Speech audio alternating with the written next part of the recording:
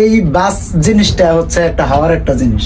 এই জিনিসটা আমি কন্ট্রোলে যদি না রাখতে পারি তাহলে এটা কন্ট্রোলে থাকবে না। আমি যদি কন্ট্রোলে রাখি এই জিনিস আমার কাছ থেকে কখনো হাতছাড়া হবে। আর বর্তমানে চাঁদনি গাড়ির একটা ভিডিও ভাইরাল হয়েছে। এই গাড়ির স্টিয়ারিং এ যে ড্রাইভারটা বসা ছিল, ওর তো আমি মনে করি, আমি ড্রাইভার হিসাবে তাকে শ্রদ্ধা করি, তাকে সম্মান করি। সে একজন ড্রাইভার, আমিও ড্রাইভার। আমি তাকে একটা কথা বলবো যে সে যে বাউলিটা দিছে, সে তার এই বাউলি দেওয়ার মানে তো কিঞ্চিত পরিমাণ অভিজ্ঞতা তার নাই। তার যদি বাউলি দেওয়ার অভিজ্ঞতা থাকতো তাহলে এই বাউলিতে তার গাড়ি কখনোই আইল্যান্ডের সাথে লাগতো। তো যাই হোক, তো আমি ওই ভাইকে বলবো যে ভাই, আল্লাহ আপনার নিজের হাতে ধৈর্য সোজা করে দিছে গাড়িটা। আপনার নিজের ক্ষমতা হয় না ওই গাড়িটা সোজা করে রাখা। তবে আপনার উচিত ছিল গাড়ি পোল্ট্রি খাওয়ার অবস্থা থেকে যখন গাড়িটা সোজা হইলো, তখন আপনার গাড়িটা বামে সাইড করে দাঁড়াইয়া আপনার নিজে গাড়িটা নাই না গাড়িটা দেখা উচিত ছিল। তা না করে আপনি গাড়িটা ওই অবস্থায় গাড়িটা কিভাবে টান দিয়ে সামনের দিকে আরো টাইনা নিয়ে গেলেন? এটা কি আপনি একজন ড্রাইভারের কাজ করছেন? গাড়িটাকে কতটুকু কষ্ট দিচ্ছেন আপনি জানেন?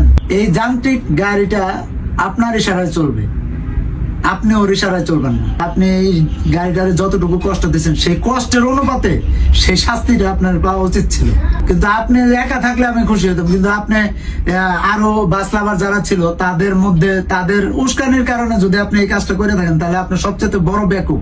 আপনার এই ডিপার্টমেন্ট থেকে ইস্তফা দেওয়া দরকার। আপনার বাস ড্রাইভার হিসাবে কলঙ্ক। আপনি একজন বাস ড্রাইভার হিসাবে কলঙ্ক এই জন্য যে আমি একজন ড্রাইভার, আমার গাড়ি চালানো যদি আপনি দেখে থাকেন তাহলে আপনি আমার ড্রাইভিং ভিডিওতে কমেন্ট করবেন, আমার যে ভিডিওগুলো আছে কমেন্ট করবেন। আমার পেজের নাম এমডি পারভেজ। আমি এই গাড়িটাতে বসছি, এই গাড়ির স্টিয়ারিংটা কতটুকু মুভমেন্ট করলে কতটুকু কাটবে এটা আগে আপনার মাথায় সেভ করে রাখেন। আমি নিজেও গাড়ি বাউলি দিয়ে চালাইতে পারি, আমার হাত নাই দেখে আপনি মনে করেন না যে আমি আপনার নিয়ে তর্ক করতেছি, আপনার উদ্দেশ্য নিয়ে কথা বলতেছি। আপনার উদ্দেশ্য নিয়ে না, আপনার ড্রাইভিং উদ্দেশ্য নিয়ে আমি কথাগুলো বললাম। আপনার ভিডিওটা দেখে আমার এতটাই খারাপ লাগছে যে আপনার কারণে আজকে কয়েকটা প্রাণও যাইতে পারতো, কয়েকটা ছেলে পেলের আহত হইতে পারতো, অথবা আপনারই একটা ক্ষতি হইতো। তা আপনার এই ক্ষতির কারণে আপনার ফ্যামিলিটা কতটুকু পস্তাইতো এটা জানেন আপনি?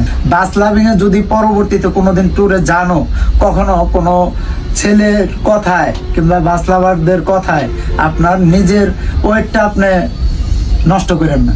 আপনি একজন ড্রাইভার, সেই জিনিসটা ধরে রাখেন। এইখানে বৈশা বাচ্চা পোলাপান স্টারিং ঘুরাইতে পারবো, কিন্তু ওই বাচ্চা পোলাপান কিন্তু এটা ব্যালেন্সটা বুঝবো না, আপনি যতটুকু বুঝবেন।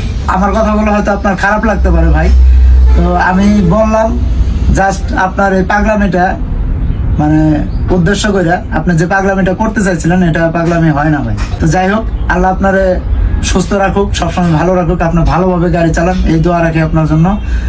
এবং সর্বোপরি শেষ কথা একটা কথা বলবো আমাদের ড্রাইভার ভাইদের উদ্দেশ্যে, যে আমরা সবাই সতর্কভাবে গাড়ি চালাবো এবং নিজ নিজ জায়গা থেকে আমরা এই গাড়িটাকে সুন্দরভাবে পরিচালনা করব, যাতে এই গাড়িটাও আমাদের কথা শোনে। তো সবাই ভালো থাকবেন, আশা করি আমার কথাগুলো বুঝতে পারছেন। আর কথার মধ্যে যদি ভুল ত্রুটি হয় অনুগ্রহপূর্বক ক্ষমা দৃষ্টিতে দেখবেন। সবাই ভালো থাকবেন। আসসালামু আলাইকুম।